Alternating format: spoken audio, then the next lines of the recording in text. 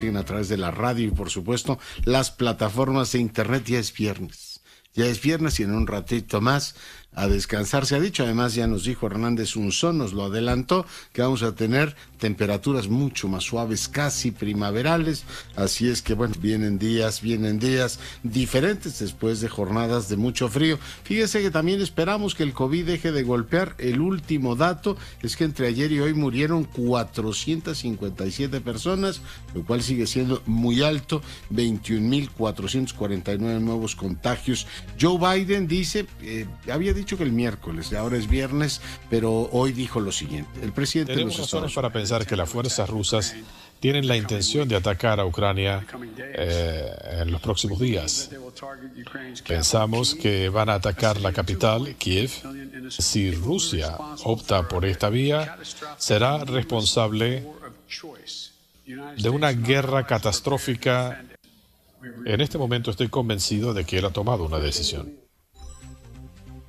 Estados Unidos determinó hoy reanudar su programa de inspección de aguacates en Michoacán. En un instante conversaremos con el gobernador de esa entidad. Joven desaparecida hace una semana junto a 4 compañeros más en Zacatecas fue hallada sin vida este viernes. Hacienda mantiene por segunda semana consecutiva 100% de subsidio a la gasolina magna. La economía no levanta. INEGI reporta una disminución para enero del 0.1.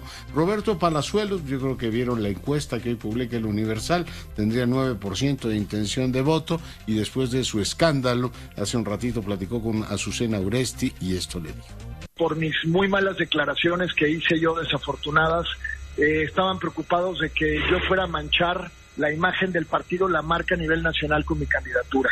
Lo vi tan presionado, sí, platicamos. Muchas razones tendrían para hacerlo y bueno, pues lo bajan efectivamente, como le habíamos adelantado el día de ayer. Las conversaciones están abiertas con el señor Pech. El Servicio de Inmigración y Control de Aduana de Estados Unidos lanzó otro llamado a la población a través de redes sociales para detener los tráficos ilegales de armas y de personas. En más información, se reunieron autoridades del gobierno de Quintana Roo con representantes del FBI, la DEA y la Policía Montada de Canadá para revisar los casos de agresiones, asesinatos a turistas canadienses en la Riviera Maya. Una delegación de eurodiputados visitará México en los próximos días para hablar sobre las perspectivas del acuerdo comercial entre los dos países. El INE dicta medidas cautelares al presidente para evitar la propaganda gubernamental de revocación de mandato.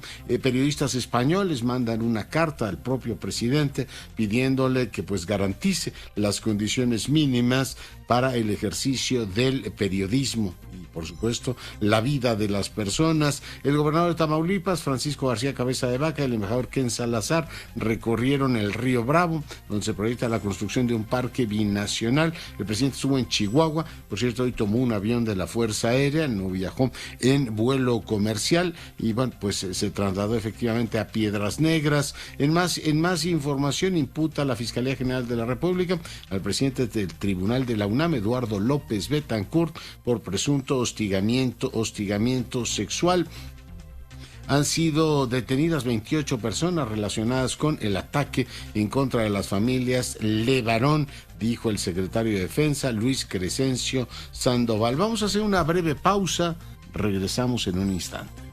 Lo relevante hoy, la mezcla mexicana de exportación, le comentaba, está en $85.72. ¿Puede imaginar lo que significa eso? Bueno, pues por un lado que sí, estamos ganando con los muy pocos barriles que exportamos, pero al mismo tiempo tenemos que estar importando un montón de gasolina y por tanto, Jenny Valencia, seguir subsidiando el consumo de gasolina. Cuéntanos qué ha dispuesto Hacienda. Adelante. Así es, ¿qué tal, Leonardo? Muy buenas noches. Te comento que la Secretaría de Hacienda mantiene por segunda semana consecutiva el 100% de subsidio a la gasolina magna por incremento en los precios internacionales del petróleo. Sin embargo, sí recortó el estímulo fiscal a la gasolina premium y diésel del sábado 19 al viernes 25 de febrero, de tal manera que la gasolina magna, que es la de mayor consumo en todo el país, recibirá un subsidio ayer del 100%, es decir, que el gobierno federal absorberá el impuesto por cada litro y los automovilistas no desembolsarán esta vez nada. aunque en el caso de la gasolina premium el subsidio se recortó de 83.49 a 82.75%, así que por cada litro los consumidores pagarán 80 centavos del impuesto especial sobre producción y servicios. También en el diésel, la Secretaría de Hacienda redujo el apoyo de 89.64 a 88.46%, por lo que los transportistas deberán pagar un impuesto por cada litro de 70 centavos. Cabe destacar, Leonardo, que a nivel nacional el precio promedio de la gasolina magna es de 20.91 pesos por cada litro, mientras que la gasolina premium cuesta 22.97 pesos el litro, en tanto que el diésel tiene un precio de 22.40 pesos por cada litro de combustible. Es el reporte, Leonardo. Oye, pues así están las cosas. Dio a conocer hoy también el INEGI, Jenny, el indicador oportuno de la actividad económica, y en tasa anual el indicador efectivamente habla de un aumento en el indicador global, el famoso IGAE, de 0.7%. La variación anual esperada de las secundarias de enero del 22 es de 2.1 y las terciarias 1.1. En enero de este año ese indicador estima una variación a tasa anual del indicador global de la economía de 0.7. Las series consideradas presentan sus respectivos intervalos de confianza en un 95%. Se calcula, por tanto, para los grandes sectores de actividad económica un incremento anual del 2.1, esto es lo que dice el INEGI en las actividades secundarias, y en el sector terciario es 0.1. Las estimaciones, bueno, entre otras cosas, nos permiten ver que el primer mes del año tampoco nos fue bien, como los dos últimos del año anterior. Jenny. Así es, como tú bien señalas, Leonardo, la actividad económica no logra despegar, pues durante enero de este año, pues anticipa que este indicador global de la actividad económica haya registrado una reducción mensual de 0.1% respecto a diciembre del año 2021. Esto, como bien señalas, de acuerdo con el indicador oportuno de la actividad económica del INEGI, quien detalla que para estas actividades secundarias se calcula un decremento mensual de 0.4%, y para las actividades terciarias no se registró variación alguna, mientras que a tasa anual se prevé que se haya también registrado un aumento ligero en la actividad económica de apenas 0.7%, Leonardo. Muy bien, pues Jenny, muchas gracias. Excelente fin de semana, hasta pronto. Lo mismo, cuídate. Y ahí está el tema económico, que parece que pues no le preocupa a nadie. No le preocupa a nadie, entiéndame. Yo supondría que perdiendo, como estamos perdiendo posiciones, ese debería ser como el centro del debate, ¿no? Pero estamos que si los sueldos de fulanito, sutanito y perenganito están en la prioridad presidencial, en el ámbito político, que si la revocación de mandato, no revocación, yo digo... perdón que los moleste, pero ahí comemos todos, ¿no? De esto comemos todos, y bueno, pues lo normal sería que esa fuese la gran preocupación, pero no la es, claramente. Desayunamos, comemos y cenamos política en este país, y ya tenemos todos los días nuestra ración de odio, ¿no? Vendidos, vendepatrias, no sé cuántos más. Ojo con ese tema, ya platicábamos con Sergio Aguayo del asunto. En un momento más vamos a conversar con Julio Juárez, el doctor Julio Juárez de la Universidad Nacional Autónoma de México. Bueno, vamos ahora contigo, Oscar Zúñiga, adelante. Gracias, Leonardo. ¿Qué tal? Muy buenas noches. Y precisamente el embajador de Estados Unidos en México, Ken Salazar, dio a conocer que el Servicio de Inspección Sanitaria de Animales y Plantas de su país reanudó de inmediato el programa de inspección de aguacates en Michoacán, y esto se realiza gracias a una respuesta de cooperación rápida entre el gobierno de Michoacán, el gobierno federal y la Asociación de Productores y Empacadores Exportadores de Aguacate de México, además del trabajo conjunto con seguridad de la Embajada de Estados Unidos para establecer las medidas que garanticen la seguridad de sus inspectores en el campo. Con esta determinación de su país, dijo el diplomático estadounidense, México y Estados Unidos continuarán trabajando juntos para fortalecer las sólidas cadenas de suministros bilaterales que promueve el crecimiento económico y la prosperidad en ambos países. El diplomático diplomático estadounidense señaló que en el comercio bidireccional de alimentos y productos agrícolas se alcanzaron los 65,000 millones de dólares, incluidos 2.8 mil millones de dólares en exportaciones de aguacate mexicano hacia su país. El objetivo, dijo, es reanudar próximamente las exportaciones de aguacate mexicano hacia los Estados Unidos. Leonardo, el reporte. Muchas gracias. Y bueno, seguimos con la información. Ahora vamos contigo, Daisy Herrera, adelante. Gracias, Leonardo. Muy buenas noches. Te informo que justamente el embajador de Estados Unidos en México, Ken Salazar, estuvo en esta frontera tamaulipeca reunido con los 3 gobernadores del noreste del país. Este encuentro se llevó a cabo en los municipios de Matamoros y Reynosa, por el lado americano, en Brownsville también y en Los Laredos. Se llevaron a cabo 3 mesas de trabajo donde se analizaron los temas de infraestructura fronteriza binacional, donde se habló del saneamiento de aguas residuales, de la creación de parques fronterizos en Matamoros y Brownsville y también en los 2 Laredos. Ahí Ken Salazar hizo un recorrido por la orilla del río Bravo, del lado estadounidense, frente a la ciudad de Brownsville, que colinda con Matamoros. Ahí el embajador pues pudo constatar, Leonardo, que desde hace 3 años el alcalde de Matamoros, Mario Alberto López Hernández, ordenó justamente limpiar la ribera del río en casi 2 kilómetros, convirtiéndolo en un parque recreativo. Esto, Leonardo, servirá de modelo para implementarse también en el área de los 2 Laredos. También se habló de la posibilidad de establecer más puentes internacionales en esta zona que colinda Tamaulipas con Texas. Otro de los temas que se abordaron en estas mesas fue el de energía y medio ambiente, además el de migración. En este último tema se propusieron acciones conjuntas entre la Embajada y el Gobierno de México a través del Instituto Nacional de Migración. Incluso se propuso operar desde los 3 estados para contener el flujo migratorio y atender y dar alternativas con perspectiva de derechos humanos a los migrantes. Esto, Leonardo, justamente se dio en la ciudad de Reynosa, en donde ya tienen poco más de un año 3,000 migrantes varados en la Plaza de la República, acampando ahí en casas de campaña en condiciones insalubres y prácticamente pues a la buena de Dios.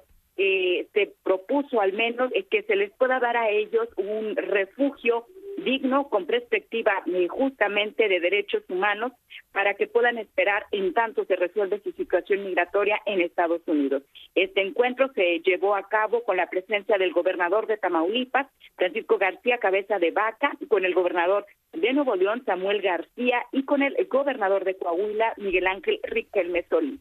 Este reporte desde Tamaulipas. Excelente noche. Gracias. Y bueno, doy ahora la más cordial bienvenida al doctor Julio Juárez. Él, usted lo sabe, es investigador del Centro de Investigaciones Interdisciplinarias y autor de varios libros, coordinador de un libro muy influyente que son ensayos sobre comunicación gubernamental en la Cuarta Transformación. Mi querido doctor, ¿cómo estás? Encantado de saludarte, Leonardo. Un placer estar contigo y tu auditorio. Oye, pues esta, digamos, deteriorada relación que hemos tenido en los últimos tiempos entre el presidente y los periodistas, ¿qué opinión te merece, Julio? ¿Cómo ves las cosas?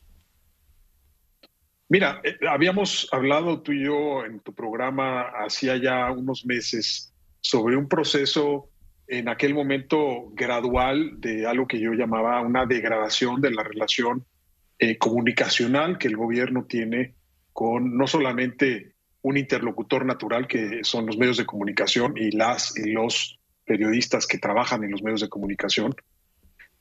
Hoy me parece que esa deterioración o ese deterioro de esa relación que había ido pausadamente bajando, erosionándose, confrontándose, hoy ha llegado a puntos, no sé si insospechados porque se veía venir, pero que indudablemente ponen la función gubernamental de la comunicación como no ya una manera o una herramienta de construcción de relaciones con la sociedad, sino como una herramienta para desmontar relaciones y, digamos, cortar los lazos con muchos de los actores sociales que componen y que forman parte de un Estado democrático. Yo lo veo con muchísima preocupación. Sí, te escucho, Leonardo. No, preguntarte, ¿tú le ves algún viso de debate constructivo a esta forma en que el presidente aborda el asunto de los ingresos de algunos periodistas, como si fuera primero algo pecaminoso, segundo, como si él tuviera atribuciones en el tema, y plantearlo como una cuestión constructiva, es decir, a ver, vamos a discutir el tipo de relación que hay entre medios, comunicadores, etcétera? Además, siento que descubre el agua tibia, digamos, al plantear que los medios reflejan intereses o puntos de vista parciales. Yo creo que las audiencias y los lectores tienen perfectamente claro esto, Julio. Yo creo que sí, pero además me parece que el presidente hoy está buscando un objetivo muy particular en cuanto a sus propias prioridades. Ya habíamos dicho anteriormente, yo lo he repetido en múltiples espacios, este es un presidente enfocado en distraer la conversación, en enturbiar el diálogo, en poner temas petardos, si me permites la expresión, en donde de pronto se crean estos fuegos artificiales en la conversación pública que nos distraen claramente de lo que importa, de lo que trasciende, versus a realmente estar centrándonos en el escándalo del día. Yo creo que ha sido una presidencia muy hábil y lamentablemente muy hábil para construir, digamos, estos espacios de distracción y estos espacios de dinamitación permanente y continua. Pero además me parece que hoy está constatada también una estrategia para construir esta polarización desde convicciones morales. ¿Y qué quiero decir con convicciones morales? Me parece que el presidente, utilizando esta narrativa de corte populista que tiene estos elementos de siempre hablar a nombre de un pueblo bueno, en contra de estas élites que han despojado al pueblo y, por supuesto, en señalar culpables y responsables de estos despojos, lo que ha hecho también es radicalizar a su base. Yo creo que ese es el objetivo principal hoy de un presidente que no solamente se siente arrinconado, que yo percibo totalmente desencajado en la manera en la cual ha radicalizado su discurso, en donde no da avisos de virar, es decir, no es un presidente que augure, digamos, un cambio de señal o un cambio de estrategia en cuanto a su confrontación permanente. Vive de esa confrontación, le ha redituado llevándose por medio a la estabilidad del país, porque es el presidente de todas y todos los mexicanos, pero lo ha convertido en un jefe de una facción que es su partido, que es su movimiento. Yo creo que es un presidente que está muy preocupado hoy, y yo lo percibo así, por, digamos, aglutinar y reagrupar a sus simpatizantes, más que construir relaciones con los que están fuera de eso. Pero tú entiendes mucho de esto y entiendes mucho de semiótica. Te sigo en toda tu argumentación, pero al mismo tiempo siento, Julio, te lo pongo sobre la mesa para escuchar tu reacción, que por un lado la mirada externa, la mirada de fuera del país, le va siendo cada vez más desfavorable al presidente y cada vez cuesta más crear, incluso entre sus bases, la idea de la víctima. En esta ocasión, con la forma en que se ha saltado a la torera el ordenamiento jurídico, la forma de lanzarse con nombre y apellido en contra de quienes publicaron un reportaje, porque habla de golpismo suave y todo lo demás, pero aquí estamos hablando de un reportaje. O sea, lo que el presidente plantea como una gran guerra contra su gobierno es un documento periodístico. Por tanto, semióticamente, mi querido Julio, mi impresión es que pasa de la víctima al verdugo. Hoy se le ve como un presidente desconsiderado que es capaz de utilizar atribuciones extraordinarias y ya no el buen hombre samaritano que escribía la cartilla moral. Y por otro lado, semióticamente pasa de ser Gandhi a ser Víctor Orbán de Hungría, O sea, del hombre que viva la paz al que todos los días ataca a quienes, subrayo, publicaron un documento. Y mira, aunque uno pueda tener varios rostros en la vida, no puedes jugar a ser Madero y comportarte como Erdogan, Julio. Yo creo que las dos cosas no se sostienen como roles de un político. Es que, mira, lo dices bien, Leonardo. Yo creo que la construcción o de esta victimización no tiene otro propósito, al menos narrativa discursivamente, que legitimar el discurso autoritario. Es decir, si yo soy víctima de alguien que se vino contra mi familia, decir un poco lo que dijo hoy en la mañana, o lo decía ayer también, y lo ha repetido a lo largo de estos días, se metieron con mi familia. Es decir, el mensaje del presidente es: ustedes están tocando una fibra sensible, están rompiendo los códigos incluso de la política y del enfrentamiento entre dos facciones opuestas, asumiéndose él como parte de una de estas dos facciones, poniendo a los medios y a los comunicadores como parte de esta facción enfrentada, es que él tiene licencia.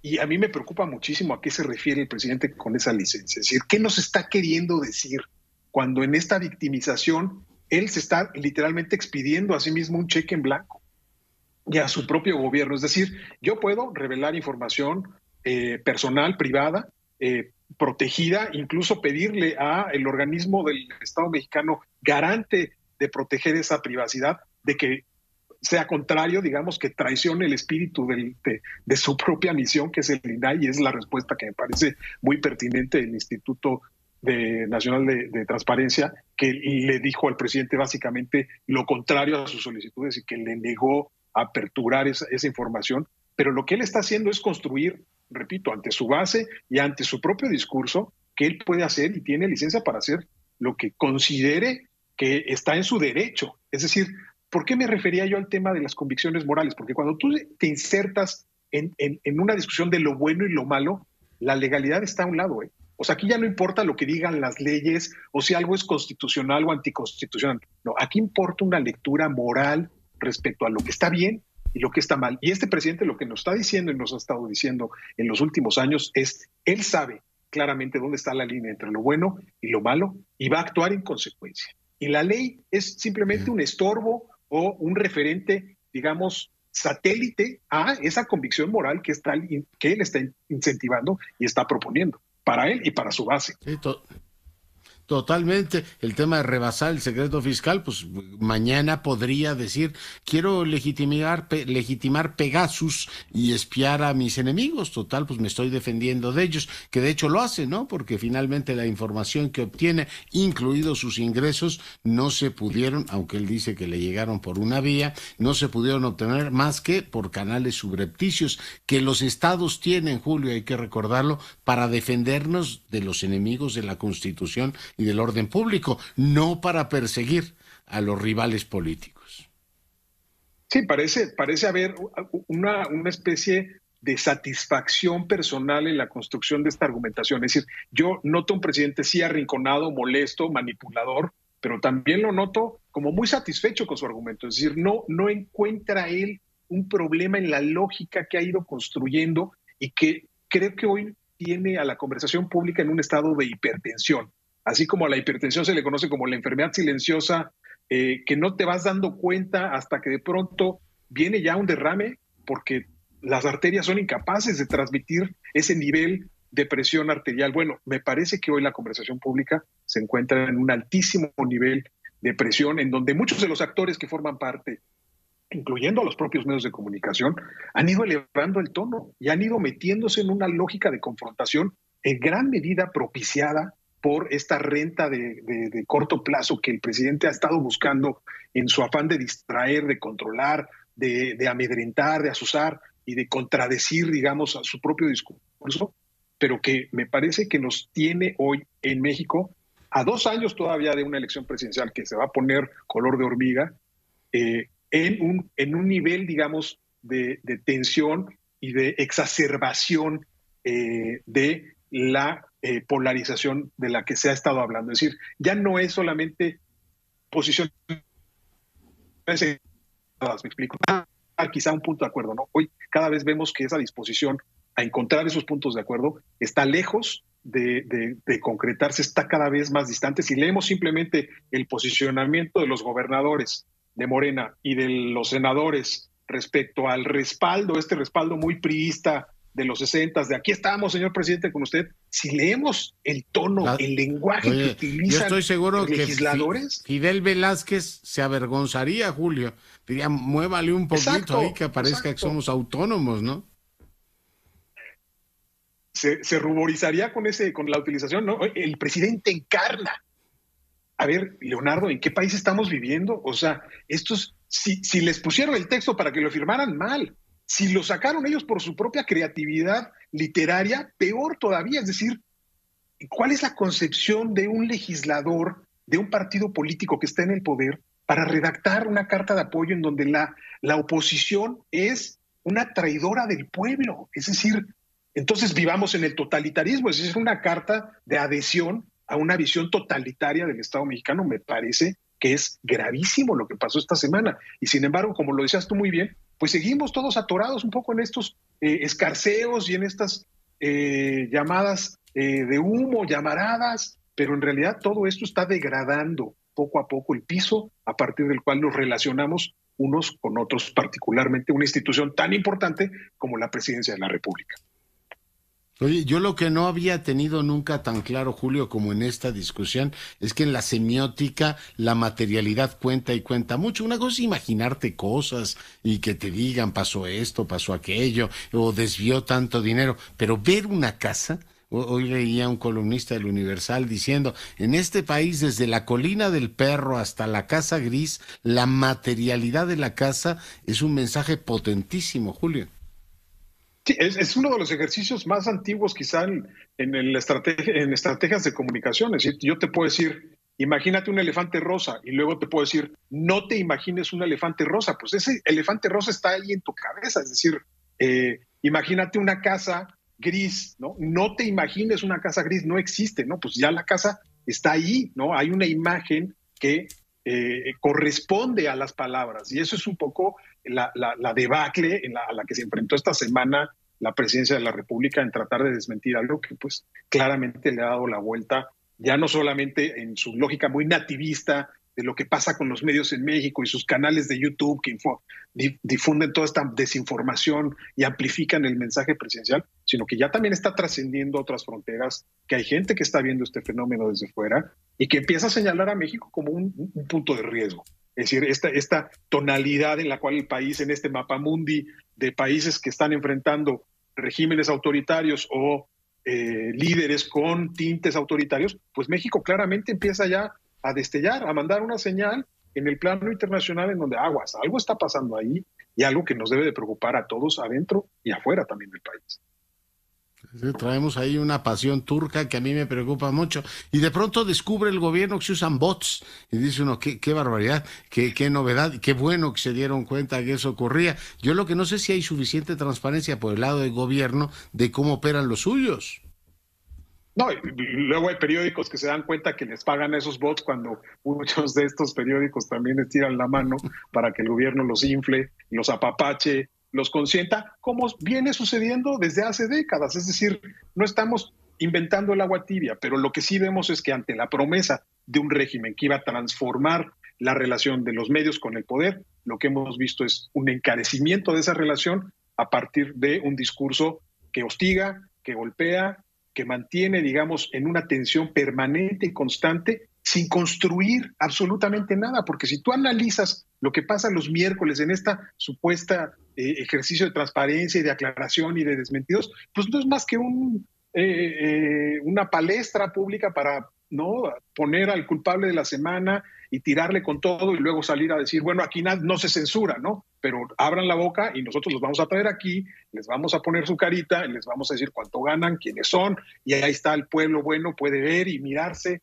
y vaciar todo ese odio y frustración en estos personajes, ¿no? Y esa es un poco esta circularidad muy, muy hipócrita, si me permites decirlo. Tomo nota de lo que me cuentas, doctor Juárez, muy agradecido por la entrevista, por tu sapiencia. Siempre un placer estar contigo y tu auditorio, Leonardo. Un fuerte abrazo. Saludos, Julio Juárez, investigador de la UNAM, hoy platicando con usted. Pausa, volvemos. Doy la más cordial bienvenida al al gobernador constitucional, lo diré bien, de Michoacán, Alfredo Ramírez Bedoya. Señor gobernador, ¿cómo está? Bien, mi estimado Leonardo, a tus órdenes, dime. Oiga, pues un respiro, ¿no? El tema del aguacate. Cuéntele al auditorio cómo van a operar y cómo se va a garantizar la seguridad de los norteamericanos y de los nuestros, gobernador. Claro que sí, mi estimado Leonardo. Fíjate que pues todo el mundo sabe que de manera temporal, pero se suspendieron las exportaciones de aguacate hacia los Estados Unidos el sábado pasado. Actuamos de manera muy prudente, pero también muy consistente. Yo agradezco mucho porque el día domingo se comunicó conmigo personalmente el embajador Ken Salazar para pues entablar comunicación y la vía de diálogo para solucionar esto. Fuimos avanzando, el martes tuvimos reunión en Morelia y el miércoles en Uruapan. El esquema es a lo mejor muy sencillo, pero muy significativo. Número uno, hay que seguir investigando y llegar a el fondo del asunto de esta amenaza que hubo sobre un inspector del Departamento de Agricultura de Estados Unidos. Dos, se va a establecer una célula de inteligencia permanente entre la Secretaría de Seguridad Pública de Michoacán, la Guardia Nacional, que también ha estado muy activa en este tema, nos ha respaldado muchísimo, y la propia Asociación de Productores Empacadores de Aguacate de Michoacán, APEAM, con la YUSDA, que es la entidad, es el Departamento de Agricultura de los Estados Unidos, para evaluar los riesgos, que eso es muy importante, de que se presentan en esta actividad del aguacate. Michoacán es el único estado que puede y está autorizado por el gobierno norteamericano. ¿Sí? Está certificado para exportar, así es, totalmente. Entonces, hay otros estados que presionan para también lograrlo, seguramente algunos lo lograrán en el futuro, que es un tema normal, pero actualmente no es posible eso. Entonces, estamos en ese tema, establecer una célula de valoración e identificación de riesgos con la Guardia Nacional y también, por supuesto, con la Secretaría de Seguridad Pública del Estado de Michoacán, en coordinación con la Embajada de Estados Unidos. Ya. Oiga, la semana pasada hablábamos casualmente el viernes pasado con el general Ortega, el secretario de Seguridad, y nos contaba un poco todo lo que están desplegando. Además de las agendas de seguridad, se tiene que empezar a mover también la agenda de prosperidad. Veo que se ha reunido con empresarios y tratar de mover Michoacán o sacarlo solamente de la lógica esta de seguridad, gobernador. Sí, el tema de la reactivación económica, debo decirte que, por ejemplo, en el caso de Lázaro Cárdenas, la acerera más grande del mundo, ArcelorMittal, quien es dueña de lo que antes conocíamos como Sicarsa, las truchas, que produce acero de la más alta calidad, es una empresa muy, muy grande, ya está operando un laminador de aceros para la industria automotriz. Es una inversión muy grande que en próximos días seguramente se inaugurará.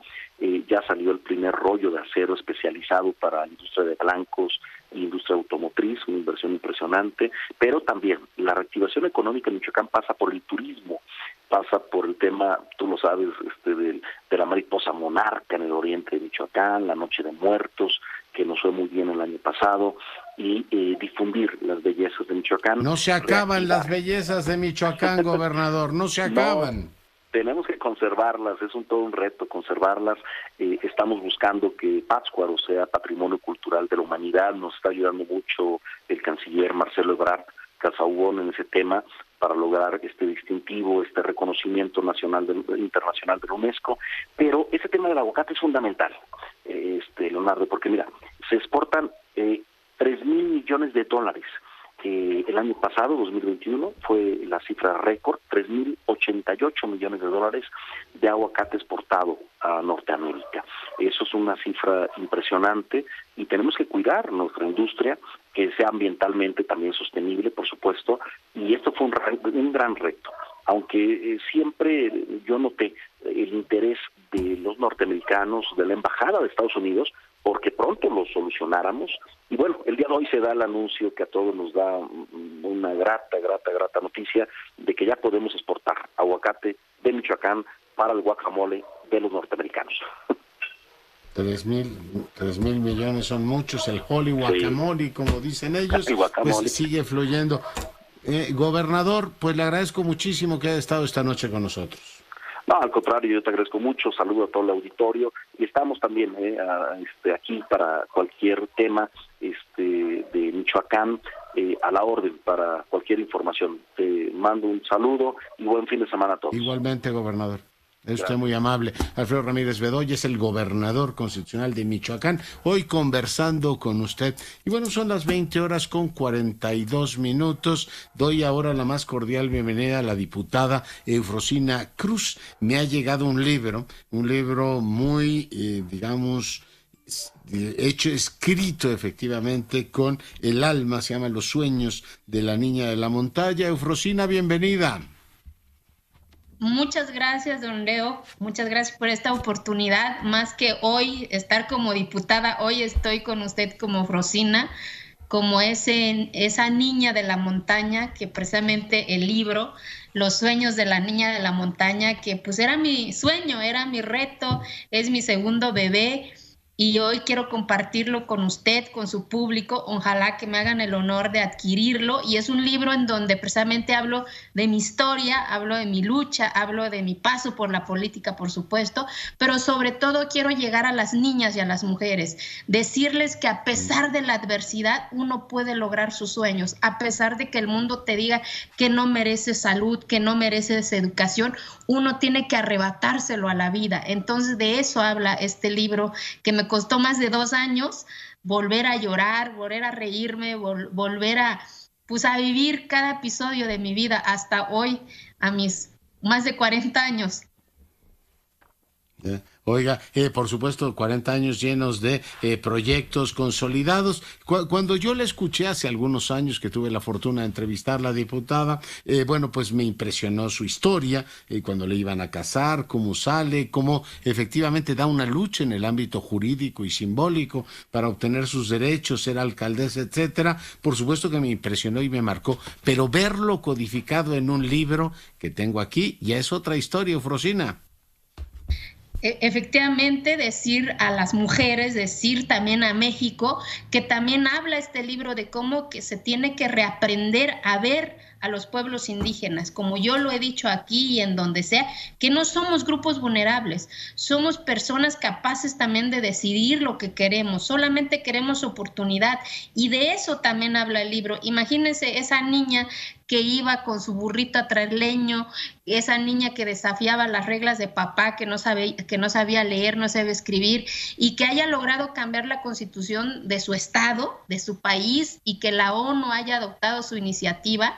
Entonces eso significa pues decir a las mujeres, decir a las niñas que a pesar de la adversidad, ellas y ellos también, por supuesto, porque también es para los hombres, porque sin hombres tampoco no hay igualdad, pues vamos a construir y vamos a desafiar lo que nosotros queremos, sin violentar, por supuesto, el derecho que está ahí, el de enfrente de nosotros. Así que, pues bien emocionada, que hasta no puedo ni hablar, porque de verdad es un reto, es un sueño para mí tener este libro en mis manos, Los sueños de la niña de la montaña, que me costó más de 2 años, que me costó pues lágrimas, alegrías otra vez, y tenerlo hoy, agradecer a la editorial, a Grijalbo por la posibilidad y la oportunidad, y por supuesto a ustedes, los medios de comunicación, como siempre lo he dicho, porque el éxito va a ser que lo puedan leer las personas, y que las regalías de este libro también va a ir para una fundación también, que tiene que ver también por la violencia contra las niñas. Hoy el feminicidio está por los cielos, y hoy pues en este país somos expedientes, somos carpetas de investigación, y que las regalías de este libro pues precisamente va a ir para esa fundación, para poder pues dar seguimiento y certeza y justicia a nombre de muchas mujeres que hoy ya no están con nosotros. Diputada Frosina Cruz, escribir es terapéutico, aunque sea muy duro. Hay un montón de pasajes que cuando uno lee, ciertamente la acercan más a usted, porque cuando uno lee, dice, me han pasado a mí cosas terribles, algunas las compartimos con el resto de los humanos, otras no, pero le pregunto, ¿escribir es terapéutico? Sí, por supuesto, te sana el alma, también hace que perdones muchos episodios, muchas cosas que viviste. Yo hablo también el perdón que hubo con mi papá, por ejemplo, ¿no? Mi papá falleció hace 4 años y mi papá nunca me había dado un abrazo. 3 años de su muerte, aprendí a dar un abrazo con él. El capítulo de mezcal para todos, ¿verdad? Exactamente. Entonces el mezcal es para sanar el alma también. Del mezcal también me dio la oportunidad de entrar y de entender a los hombres de mi comunidad. Muchas veces esa violencia, esa cotidianidad que yo veía en mi entorno, yo pensé que pues mi papá era responsable. No, son circunstancias de la vida, es la pobreza y la marginación, pero no la pobreza y marginación que pues todos hablan, ¿no? De la panza, y lo hablo ahí también. Hablo de la pobreza y marginación de aquí de la mente, porque una mente que no se educa, porque todo el libro transcurre con educación. De hecho, el libro está dedicado a mi maestro Joaquín, que me enseñó a soñar cuando yo entraba a su mundo, a su cuarto, a ese cuarto que ya no era piso de tierra, que ya no se dormía en ese petate, ya no, su cuarto estaba lleno de fotos, y ese cuarto me enseñó a soñar que había más allá de mi montaña. Ese cuarto me enseñó, ¿sabe?, a aspirar, a que yo también tenía derecho de dormir una cama, a que yo tenía derecho de decidir por mí, a que la costumbre no definiera mi destino, sino que mi origen no definiera mi destino, sino que yo definiera mi destino. Y eso es lo que yo plasmo en ese libro. Y por supuesto que es terapéutico escribir un libro, porque sanas muchos dolores de la vida. Fotos reveladoras también, la veo con Michelle Obama, Eufrosina. Sí, tuve la oportunidad de estar con ella, tanto en Los Pinos, cuando Margarita Zavala era presidenta del LIB, y también cuando la conocí en la Corte Interamericana, cuando uno de los documentales también que me hicieron, dentro de los 3,000 documentales mejores del mundo, una de mis documentales donde salgo, La Revolución de los Alcatraces, quedó dentro de los 10 mejores del mundo, y la invitada de honor fue Michelle Obama, ¿no? Y jamás se me va a olvidar sus palabras que nos dijo esa noche, ¿no? De que si no arrebatamos a la circunstancia nuestros sueños, nadie lo va a hacer por nosotros, a pesar de que la sociedad te diga que no puedes, a pesar de que la sociedad te diga no mereces estar ahí, a pesar de que el mundo te diga muchas de las cosas que a veces nos dicen, ¿no? Por nuestras facciones, por nuestra circunstancia, y uno tiene que arrebatarlo y no hacer caso a esos comentarios, como ella nos decía, sino que hay que comer el mundo, porque si no el mundo nos va a comer.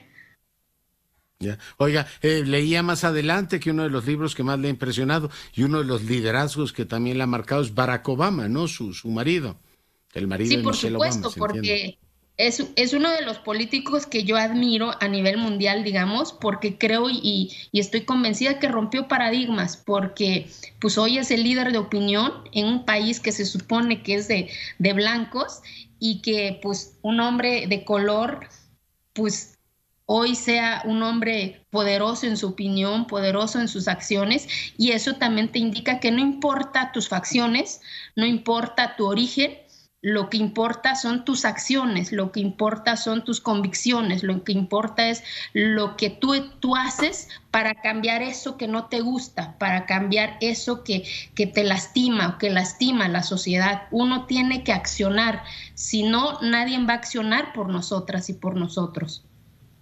Absolutamente. Oiga, yo la veía de candidata a Oaxaca, ¿qué pasó? Pues no se dieron las circunstancias. Yo creo y estoy muy contenta porque este libro, vuelvo a decir, es mi segundo hijo. Lo quería yo cuidar, lo quería yo porque pues mezclarlo con política pues como que se pierde la esencia, la sensibilidad. Vuelvo a decir, es un libro que está escrito con toda mi alma, porque desnudé mi alma, desnudé mi vida, desnudé todo lo que soy, porque de eso se trata, porque precisamente como su título lo dice, los sueños de la niña de la montaña. ¿Quién iba a pensar que esa niña que huyó de su montaña a los 12 años para decir a papá, no me quiero casar, hoy esté hablando de un libro, ¿no? Hoy esté también nuevamente en el Congreso. Entonces, sea diputada, representante de la nación, ¿sí? Y por eso quería yo cuidarlo mucho, mucho, para que cuando una niña, cuando pues un lector lo tenga en sus manos, sepa de lo complejo también, el paso de la política también, ¿no? Hablo del paso de la política. Oaxaca podría ser su hija también, ¿qué problema hay con eso? Por supuesto, pero creo que también entiendo los tiempos, las circunstancias, como lo hablo en el libro.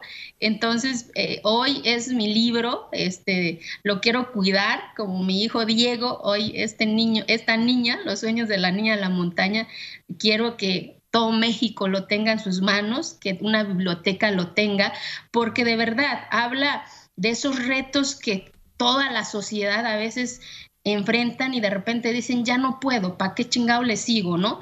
Y es cuando más uno tiene que aferrarse a ese sueño de decir, si no lo hago, nadie lo va a hacer por mí. A veces te aguantas la comida. Hablo, por ejemplo, de la anécdota que siempre hablo de que pues mi sueño era siempre tomarme un agua que vendían en la prepa y nunca se me dio. ¿Por qué? Porque costaba dinerito, ¿no? Prefería yo guardar ese dinero para comprar y sacar mis copias, porque nunca pude comprar un libro, por ejemplo, en la prepa, ¿no?